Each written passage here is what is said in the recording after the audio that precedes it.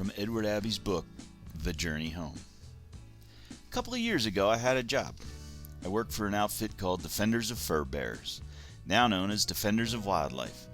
I was caretaker and head janitor of a 70,000-acre wildlife refuge in the vicinity of Aravalli Canyon in southern Arizona.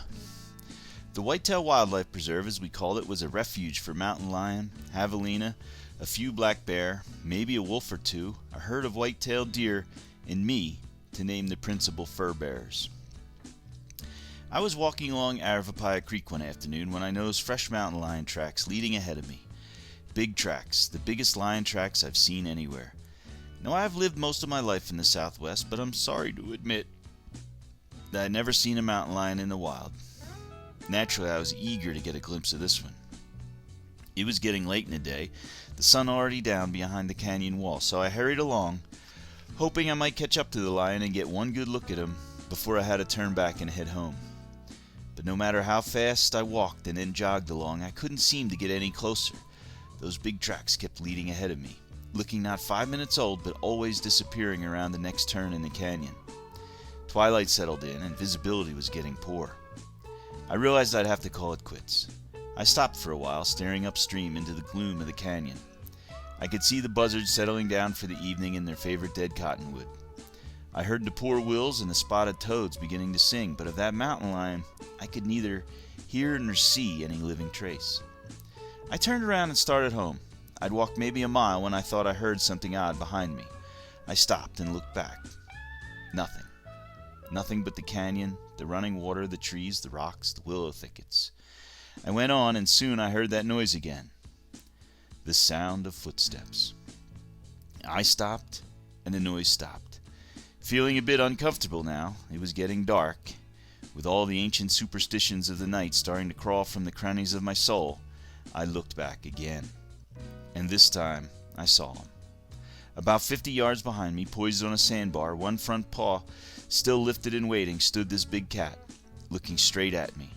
I could see the gleam of the twilight in his eyes. I was startled as always by how small a cougar's head seems by how long and lean and powerful the body really is. To me at that moment, he looked like the biggest cat in the world. He looked dangerous.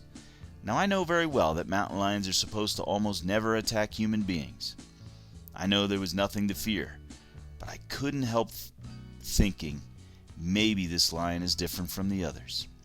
Maybe he knows we're in a wildlife preserve where lions can get away with anything. I was not unarmed. I had my Swiss Army knife in my pocket with the built-in can opener, the corkscrew, the 2-inch folding blade, and the screwdriver. Rationally, there was nothing to fear. All the same, I felt fear. And something else, too. I felt what I always feel when I meet a large animal face to face in the wild. I felt a kind of affection and a crazy desire to communicate, to make some kind of emotional, even physical contact with the animal. After we'd stared at each other for maybe 5 seconds, it seemed at the time like 5 minutes, I held out a hand and took a step towards the big cat and said something ridiculous like, "Here, kitty, kitty." The cat paused there on 3 legs, one paw up as if he wanted to shake hands, but he didn't respond to my advance. I took a second step towards the lion. Again the lion remained still, not moving a muscle, not blinking an eye. And I stopped and thought again, and this time I understood that however the big cat might secretly feel, I myself was not quite ready to shake hands with a mountain lion. Maybe someday, but not yet. I retreated. I turned and walked homeward again, pausing every few steps to look back over my shoulder. The cat had lowered his front paw but did not follow me.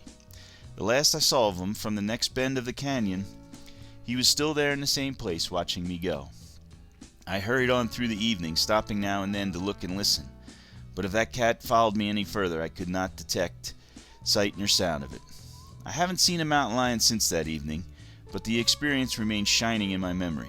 I want my children to have the opportunity for that kind of experience. I want my friends to have it. I want even our enemies to have it. They need it most.